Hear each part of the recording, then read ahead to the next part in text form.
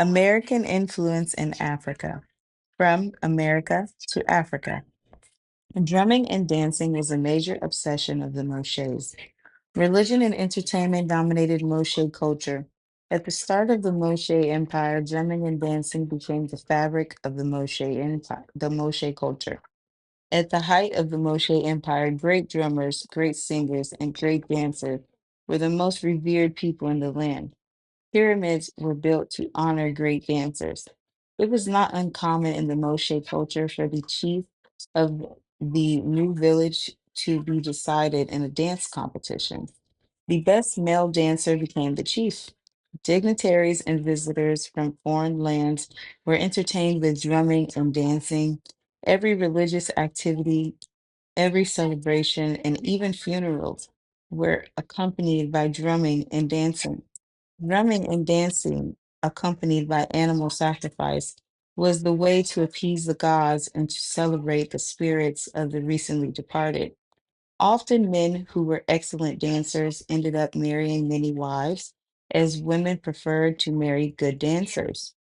This entertainment focused way of life dominated much of the South American culture at the height of the Moshe Empire.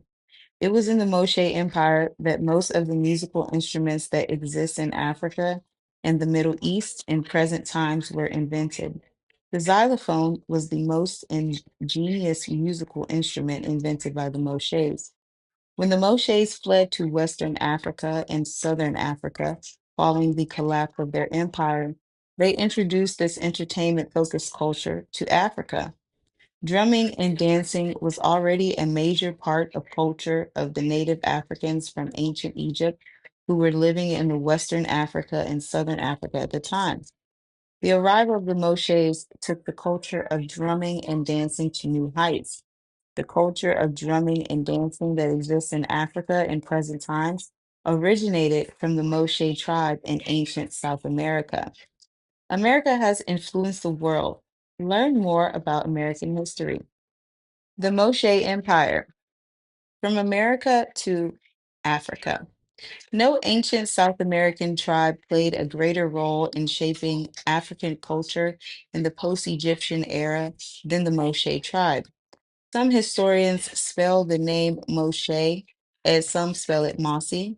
The Moshe tribe was the for Africa what the Uru tribe was for the Middle East.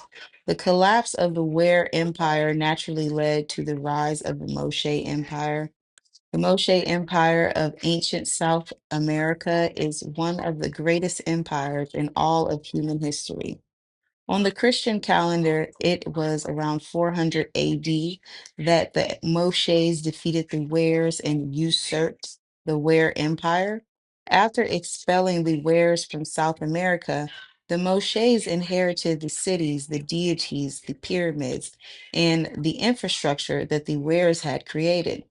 The Moshe Empire started as a large empire and kept expanding as several South American tribes joined the Moshe Empire for protection from warrior invaders. In terms of culture, the Moshes were the exact opposite of the Wares. The Moshes were deeply religious people who hated the idea of killing humans.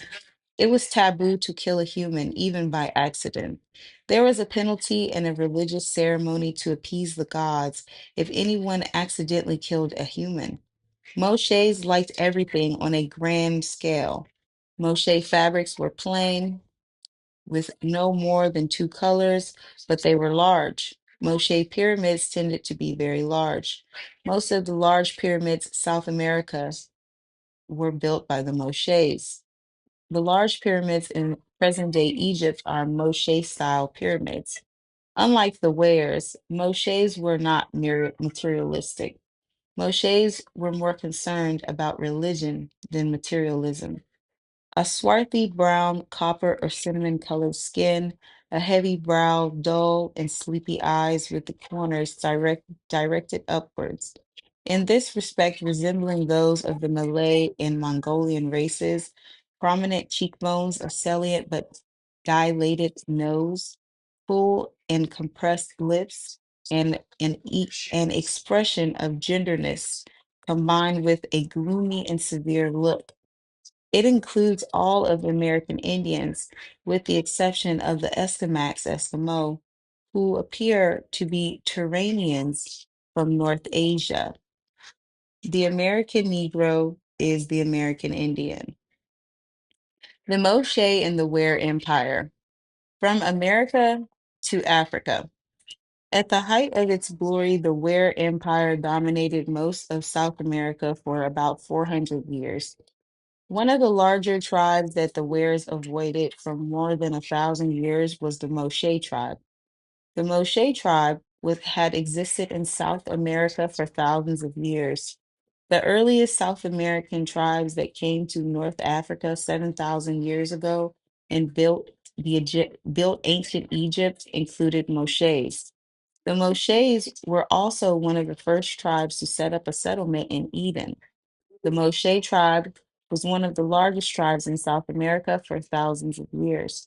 Moshes were very peacefully and deeply religious people. Moshes hated war and the killing of humans.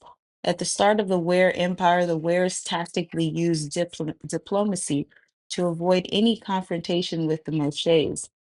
Some of the smaller tribes relocated to Moshe land and became part of the Moshe tribe in order to be protected from the Wares. The Moshe tribe quickly expanded. That all changed when about 1400 years after the Ware Empire started. The Wares decided to conquer and annex the Moshes. It turned out to be a fatal mistake. They succeeded in defeating the Moshes in battle, and several Moshe people were either beheaded or taken into slavery. However, the Moshe king who had escaped was able to persuade several of the tribes who were part of the Ware Empire to join the Moshes and take the Wares. In an epic battle that would forever alter the course of South American and African history, the Moshes defeated the Wares. The Moshe Ware War was the most defining war not only in South American history, but also in African history. When the Moshes defeated the Wares, they destroyed the Ware Empire. Moshes hated Wares because of their senseless killing of humans for heads. The Moshes went to a lot of trouble to destroy everything that reminded them of the Ware Empire. They also expelled the Wares from South America. Most of the Wares fled to Africa. At the time the Wares fled from South America, ancient Egypt had collapsed, but Nubia had emerged as a successor to Egypt.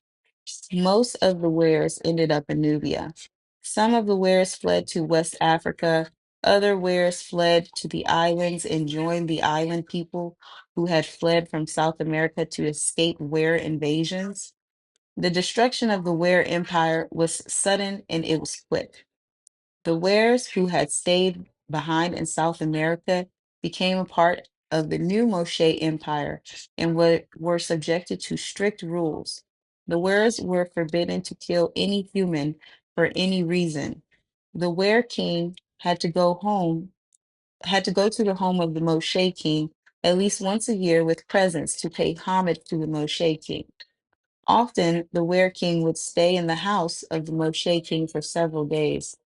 The 2,000-year-old feud between Moshes and Wares has persisted into present times and still exists in parts of West Africa, Central Africa, and Southern Africa. American history is world history, untold American history. If you would like to learn more, read more content, you can follow us on Instagram at the